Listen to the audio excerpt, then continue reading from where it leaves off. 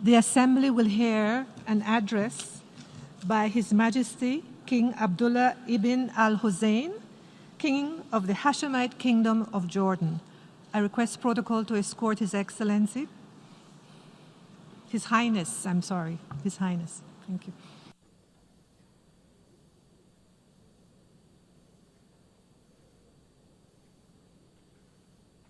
On behalf of the General Assembly, I have the honor to welcome to the United Nations His Highness, His Majesty King Abdullah ibn al-Hussein, King of the Hashemite Kingdom of Jordan, and invite him to address the Assembly. Your Highness, you have the floor.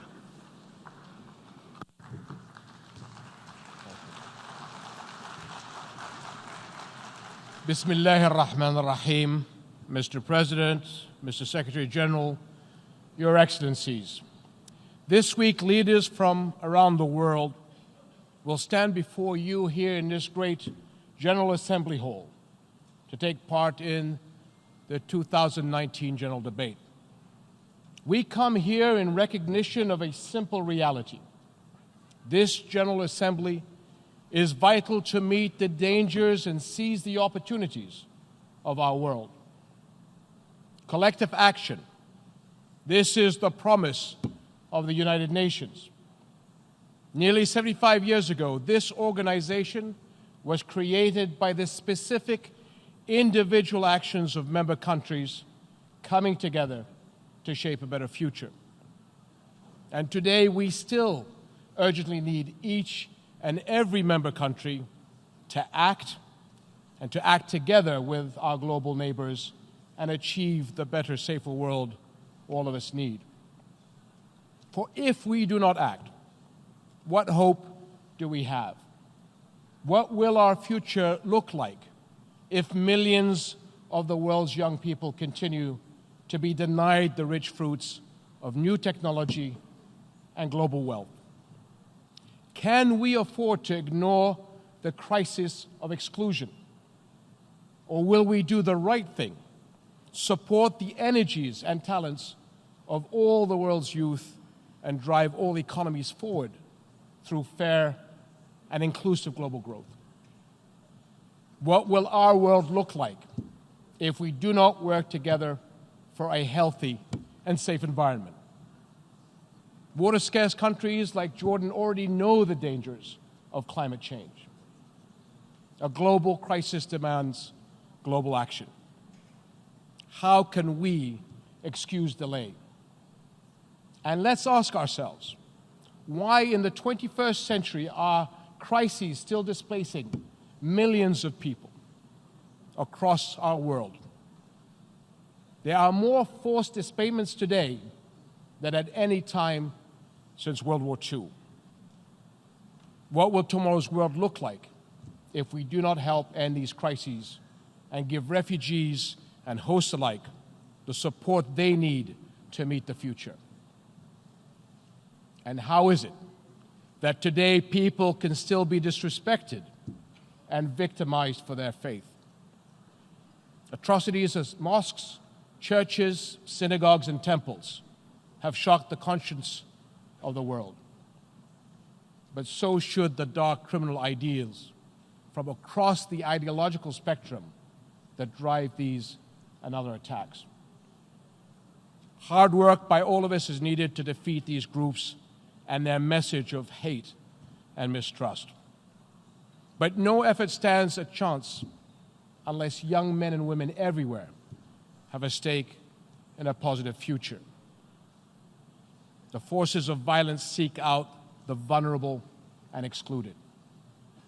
Can we afford to abandon the world's young people to extremism and despair?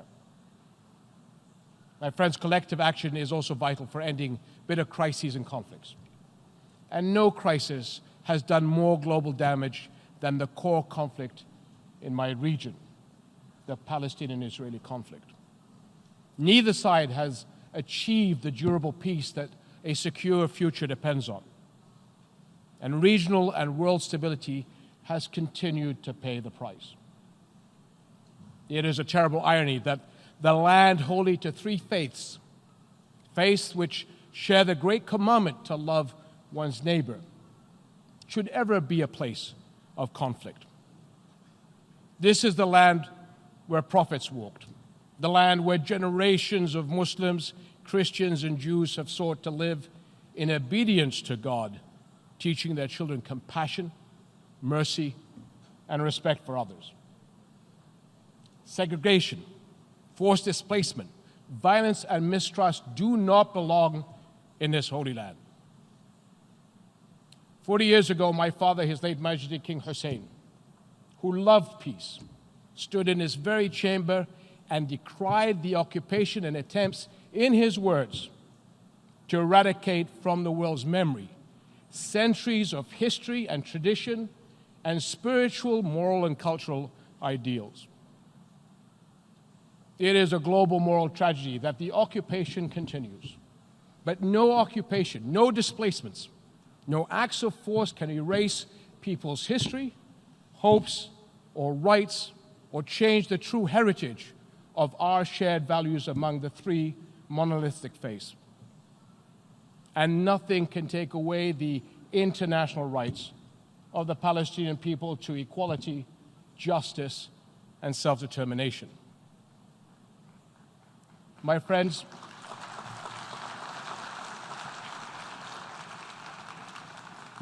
young people ask me, why does not the world stand up for Palestinian rights?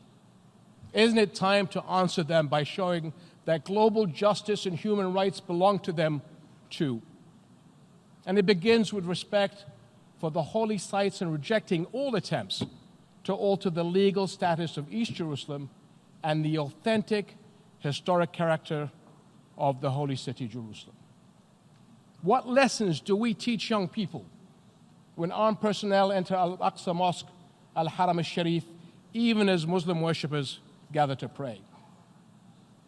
As a Hashemite custodian, I am bound by a special duty to protect Jerusalem's Islamic and Christian holy sites. But all of us have a stake and a moral obligation to uphold religious freedom and human rights.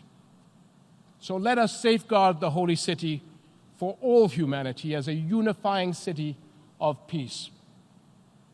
And we must also press forward towards an end to the conflict and a just, lasting, and durable peace through realization of the two-state solution, a solution that is in accord with international law and UN resolutions, which provides an end to the conflict and creates a viable, independent, sovereign Palestinian state on the June 4th, 1967 lines, with East Jerusalem as its capital, living side by side with Israel in mutual peace and security. The two-state solution is the only genuine solution, because what is the alternative? One state, segregated, with unequal laws, dependent on force, betraying the deepest values of the good people on both sides? That is a formula for enduring conflict, not a path to stability, security, and peace. My friends, tolerance, compassion, and the equality of all human beings, these are the values that make global harmony and collective action possible. And these are the values that permeate the UN Charter. To live together in peace as good neighbors, to honor the rights and equality of all, to combine our efforts and unite our strengths, not only to maintain peace and security, but improve human life through justice, prosperity, and greater hope for humanity. These are the moral obligations that the UN founders set forth. Now they are our responsibility, and we must not fail. Wassalamu alaikum wa rahmatullahi wa barakatuh. May peace and God's blessings and mercy be upon you. On behalf of the General Assembly, I wish to thank the King of the Hashemite Kingdom of Jordan, His Majesty King Abdullah II Ibn Hussein. May I request the representatives to remain seated while we greet the head of state.